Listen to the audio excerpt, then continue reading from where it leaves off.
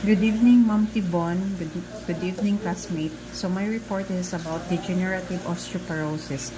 So what is the degenerative osteoporosis? It is a disease where decrease of bone strength increase the risk of broken bone, and it is most common reason for among the people who are older. So the causes of the osteoporosis is to become weak and brittle, that are fall or even mild stresses like bending over or coughing can cause a fracture. So there are two classification of osteoporosis. It is a primary and secondary osteoporosis. The causes of the primary is aging, menopause, and the age of onset is from older adults, the postmenopausal, and the risk factors are the age, gender, and genetics. While the secondary osteoporosis, the causes is on the medication, having the disease, or any age variable, and the risk factors are underlying health condition. So the primary has no prior event or disease related to it, but the secondary osteoporosis result from previous joint injury or inflammatory disease. So anatomy and physiology, as you can see, it's involved the muscular system and the anatomy of joint. There is muscle, the bursa, synovial fluid, and the cartilage and tendon. So the organ involved is the bones, that is support our organs and tissue, while the cartilage is a type of connective tissue inside your joints, along your spine, and in your rib cage. So also in ligaments made of tough collagen fibers, ligaments connect bones and help stabilize joints.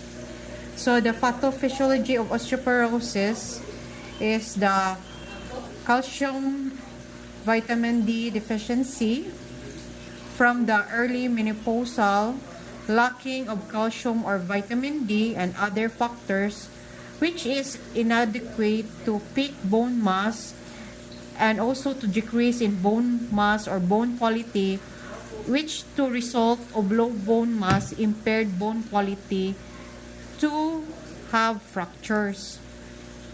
So diagnostic findings, it's the DEXA scan. It's a dual energy X-ray which provide information about the BMD and the spine and the hip.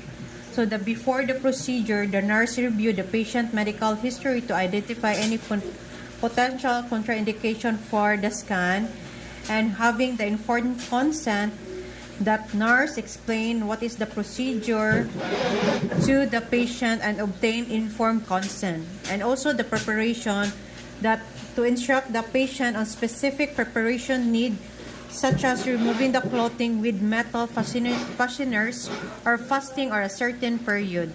So the after procedure, briefly monitor the patient after the scan for any procedural discomfort, and thus usually any cause or any problem.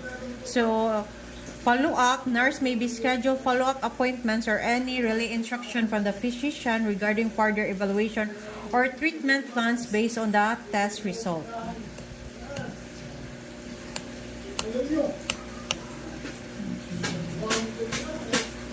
So other tests is the BMD testing, or the bone mineral density, is useful in identifying osteopenic and osteoporotic bone and in assessing response to therapy.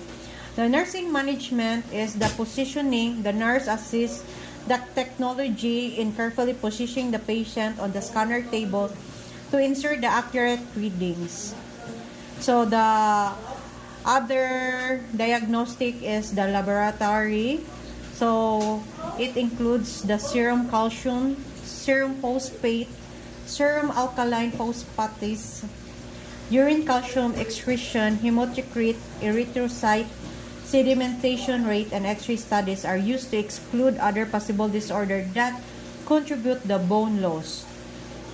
The nursing management is also the nurse review the patient medical history for conditions that affect calcium levels, such as the kidney disease, the parathyroid problems, or the certain medication. Patient education. Nurse may explain the purpose of the blood test and answers any question the patient might have about the procedure.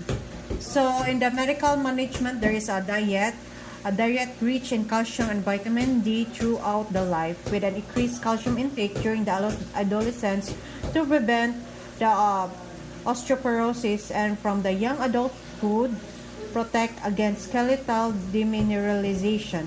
So we must have the exercise to promote the bone formation, and also have 20 to 30 minutes of aerobic exercise 3 times a week is recommended.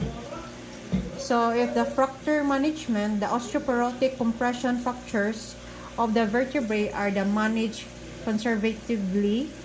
So there's a calcium supplements that supports with the vitamin D, and the bisphosphonates that includes daily or weekly oral preparation of the allogenate or residuonate, monthly oral preparation of evagonate, or yearly intravenous infusion of zoledronic acid, increase bone mass, decrease bone loss by inhibiting osteoclast function.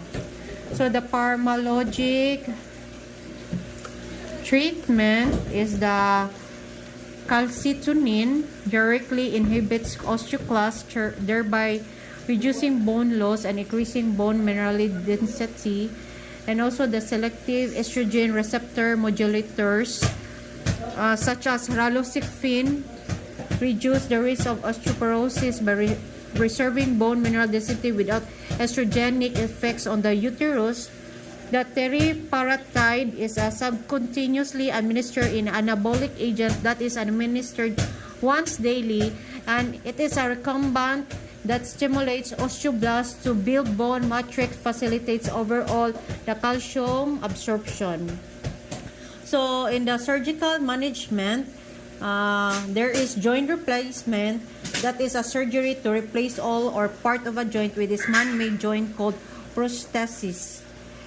There's also the open reduction internal fixation that involves implementation of implants to guide the healing process of a bone, as well as the open reduction or setting of the bone, while closed reduction is a procedure to set or reduce a broken bone without surgery.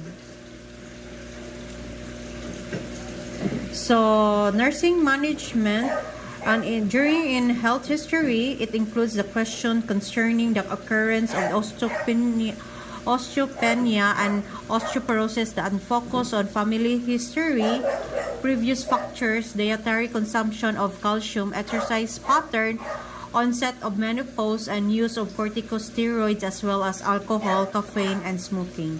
The symptoms, any symptoms of the patient experience such as back pain, constipation, or altered body image are explored.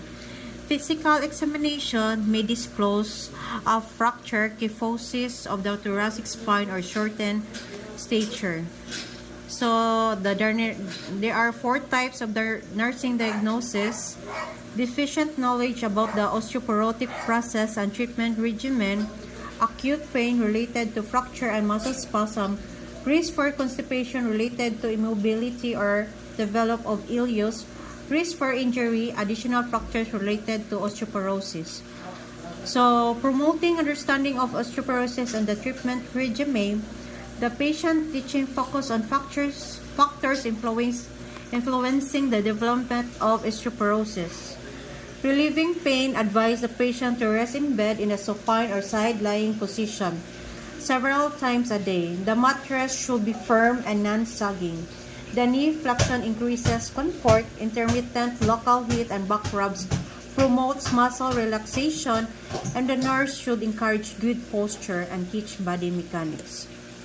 Improving the bowel movement, early institution of high fiber diet, increased fluids, and the use of prescribed stool softeners to minimize the constipation. Preventing injury, the nurse encourage walking, good body mechanics, and good posture, plus daily weight bearing activities outdoors to enhance production of vitamin D. So that's all. Thank you.